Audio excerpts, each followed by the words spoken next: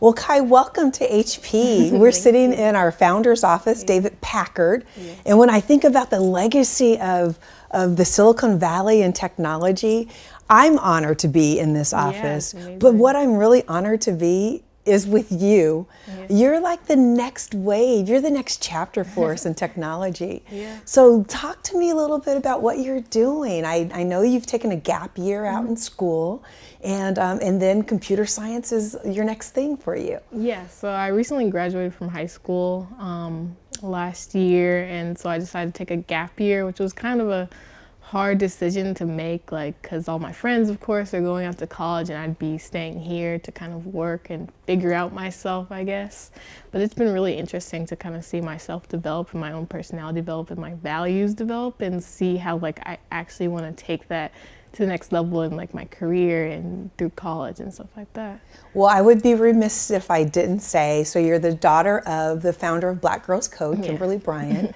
Kai Morton, your mother very intentionally wanted to pave a way for you. How does that feel, and is there pressure associated with that, or what? I mean, in the beginning, I was like, oh, I mean, this is just going to be like a couple of workshops, like, I'm going to be learning Scratch and some basic stuff. Never like, did you know, I right? didn't think it was going to get this big. So it only started weighing on me, like, maybe in the second, third year when everything started to pick up, and I was like, oh, so, like, this is actually going to be a thing for the rest of my life. So it's just been interesting. It's been, like, kind of crazy. Like, it feels like just yesterday I was, like, in 6th grade, and my mom was just starting Black Girls Code, and now it's, like, thousands of girls across the country, like even internationally, have been like reached. It's amazing. It's pretty crazy, like, because I mean, it was all just about me, just because I was obsessed with video games and I like to play them. And I went to my first workshop and I was like, this is what I want to do. I want to start coding games. At that point, I wanted to start coding games. I still do, but then as I started to code more and go to more classes and workshops and stuff like that through Black Girls Code and outside, I started to realize that coding applies to a lot more than I originally went into it for. So now I'm like thinking about like social justice and all that kind of stuff. Kai, that's wonderful. You also said though something earlier when we were talking about you were playing games and you realized I could actually create these games. Yeah, so it was actually my mom who kind of planted that seedling. She was the one who brought that up because I mean probably it would have taken a long time for me to actually consider coding on my own terms until my mom would kind of brought it up into like relevant conversation, and I ended up going to that summer camp. But yeah, so it was really all about my mom kind of talking me through it, and like I was like, I don't know about this, like what does that even mean, like why would I want to make video games if I could play other people's that are already created? And I had like big dreams for what I wanted to create. I was like, I want to create my favorite video game ever. Like it doesn't create, I mean like to create those kind of games and those kind of technologies takes like a huge team, but at the time I was like, I can create anything. I just need to like learn how to code. But yeah, it's been interesting.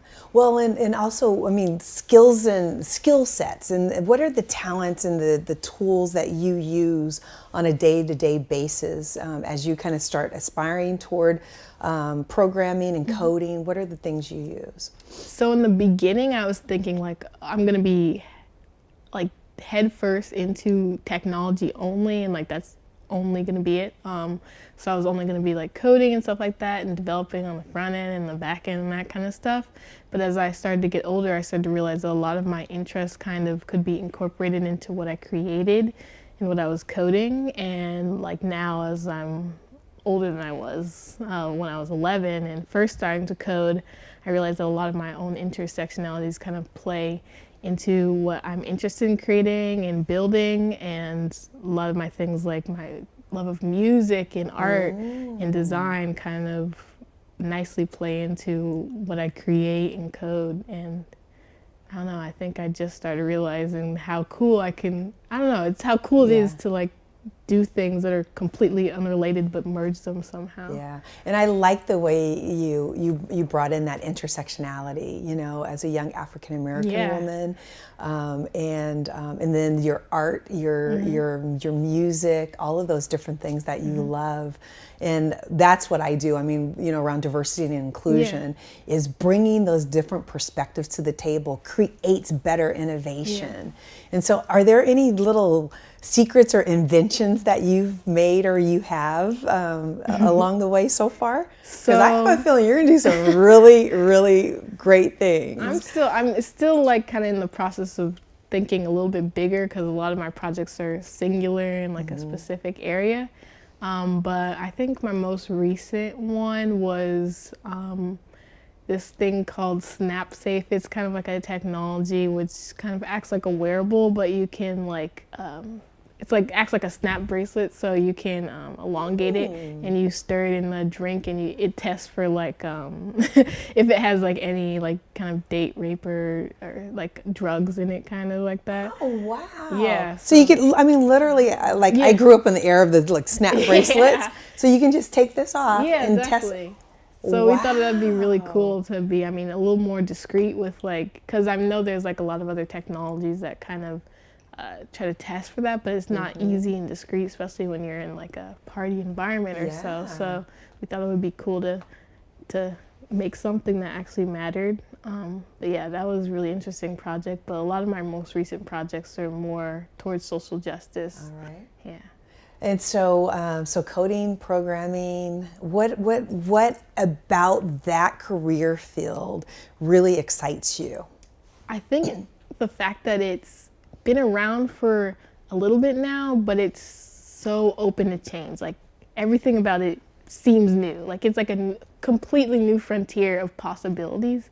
And like every year we find something new in technology or coding, and I think that's amazing. Like it's just so cool. And like the fact that coding is so accessible, like a lot of things people think like, oh, you have to go take these classes and you have to go to college and you have to go to high school and take these specific courses to be able to go into what, like medicine or engineering. But now for like coding, it's so accessible. Like little kids can do it. Like earliest I've seen is like a 5-year-old learn how to code. And I think that's amazing, because that kind of brings a whole new realm of kind of diversity. It does. Not just on like a racial standpoint or kind of like gender standpoint, but age, generational. Yeah, cool. Generations, to see how generations. Okay, so what's your recommendation then for us more senior and tenured people as it pertains to technology? Like, what advice would you give me to like excite me about like taking on the challenge of coding or something, or learning something new? Yeah, I think the first step is just like learning a language, like learning a language that kind of pertains to something you're interested in, because different languages kind of deal with building different things and creating different things. So just finding something you're interested in and just delve into it, and then you can kind of, I don't know, it kind of informs your decisions more, and you can talk more passionately about coding even though you're pretty new to it.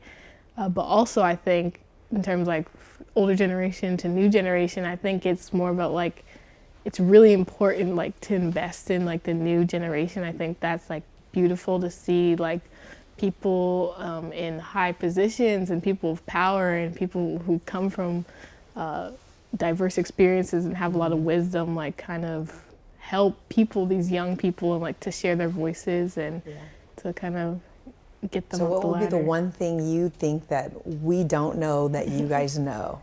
I think, I don't know, that's a hard question. I think, I don't know, I think we don't get enough credit for how much we actually know. Like there's so many just very intelligent young youth out there. Like it's amazing. Like people our age are so passionate at an early age that it's amazing to kind of get in touch with their You're stories. also, I think, more socially aware. Exactly. Because I don't think people think about like how passionate we are. Like we're just like, oh, we're still in the kind of transition phases of adulthood. Like we don't really know what we're interested into, but like everyone I know has a certain passion that kind of like drives them. And I think that's really beautiful. That's cool. And so thinking, when I think about Black Girls Code and the phenomenal work that your mother's leading out on, the number of chapters now that have sprung up in so many different areas across the country, and as you said, even globally now, what's that journey been like for you? Kind of watching that from its infancy to now, the great success that it's having. It's been great. I mean, it's been like a wild ride. It's been very fast. It feels like just yesterday I was back in middle school and learning how to code, and now it's like I get to teach other people how to code, and I get to see other people who actually look up to me, which is really powerful, because back when I was just coding, it was more like I didn't know who to look up to, and I didn't have any peers who were interested in what I was interested in too. So I was kind of worried about how I would go into an industry where I couldn't see people who look like me. But now seeing an industry that's becoming more and more diverse is powerful. Yeah. And that kind of leads into a question I had for you.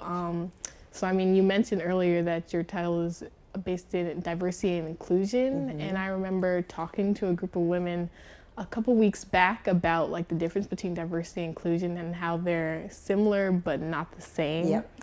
And that a company can be diverse but not inclusive. Absolutely. And I think that's really important for industries like in Silicon Valley with all these tech companies all around Palo Alto and Mountain View, that there's a big difference between companies that are actually investing in including people of color and people of different genders and backgrounds into the conversation and getting them a seat at the table. So what do you think about that?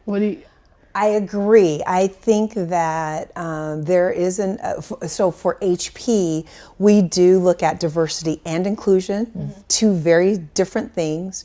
In the simplest form, diversity being about who we are, what we're made of, our differences, our similarities even, for that matter, and inclusion really being about how we work. And so for us at HP, it is so important that we really focus on bringing in diverse talent, because it brings the diverse perspectives to the table. But more importantly, or as importantly, it is about allowing people to bring all of who they are to the table, right? When Kai comes with, and I tell this, I have high school interns each year, and I say, I want to hear from you. Yeah. I don't care if you're in high school, heck, you could be in kindergarten, and I want your perspective. And so that's what we're really focused on at HP is making sure people are coming and they're bringing all of who they are to the table, and we really nurture in an environment where people can share their ideas, their innovations, their voice can be heard at the table. And so it's it's on the responsibility on the person, the other is on the responsibility of everybody else, right? Really, and so it's a collaborative effort that we have. Thank you for that question. I like that question, because I think the same thing applies is that, what you do in your life, everywhere you go, there's only one Kai, right? There's only one Kai Morton, daughter of the founder of Black Girls Code, and whatever that title, name, whatever it is that you accomplish. And so what are you most looking forward to as you move forward? I don't know, I'm just really excited to see what the future holds, because I remember when I was like really young, I was always obsessed with science fiction, and that's kind of informed even like what I love to do now, like interest in like Afrofuturism and like the future of Blacks and just people of color in technology is like really amazing to see develop and diversify. And so I'm really excited to see what the future holds. Like, there's just so many amazing technologies that people can get in touch with these days. And I'm excited to see kind of where that leads. So Kai, when I think about HP and I think about leadership, I think about technology, we have three primary leadership principles that that are foundational for us. It's about imagine the future, inspire the team, and make it happen. We're sitting in our founders offices today, which is a privilege. There's not like everybody gets to come through here. And as I said, I'm honored, to be in the presence of this. But when you think about your future, so this is the legacy. What do you see and what do you imagine for the future of technology for young girls and for young African American girls? Yeah, I just see a future kind of inclusion where Black girls are being actually included in the conversation and being able to kind of bring what they have, all their background knowledge and everything into what they work on at whether it be a company or their own company and stuff like that. That's really amazing to see when people actually let their intersectionalities out into what they create. And I think that's a big part of why I love the kind of movement for diversity and inclusion, especially in the tech field, because there's so much more coming. Like we're just in our kind of pioneering stages. We're on the frontier, like basically. Yeah. So it's kind of rediscovering a whole new world. So I'm really excited to see where it goes and see how other girls who look like me kind of take what they have and run with it. Yeah. Well, thank you for that. And as we wrap up, there's one question that's just burning in me. And it's because I know your mom. She has been an awardee even for HP and the wonderful work that she's doing to help build the pipeline to incent and excite and motivate young girls, African American girls, Black girls around technology. I would love for you to just say, what would you like to tell your mom for the work that she's been doing? I mean, the most relevant thing I would tell her is thank you. I mean, thank you for thinking of me, like not just in like the present moment when I was 11 and I was just a little girl first learning how to code and looking to have a future in it, but looking towards other girls who look like us. Because I mean, we both had kind of mirrored interests in engineering and technology when we were growing up. And seeing how her experiences kind of mirrored mine when I first went to my first coding camp was, I don't know, amazing for her to take that and run with it so we can actually see our own role models, people that look like us in the media and technology and in positions of power like you here at HP. And I think that's really powerful. So thank you is basically what I need to say to her. And now that I'm in tears, I want to thank you, Kai Morton, for your time. Kai, I know I expect really, really great things from you. I know I'm going to see CEO of, founder of, board member of, and I would like to also just tell you it's been a delight to spend this time with you. It's and been amazing. I want to be like you when I grow up. I want to be like you. No. Thank you, Kai. Appreciate it.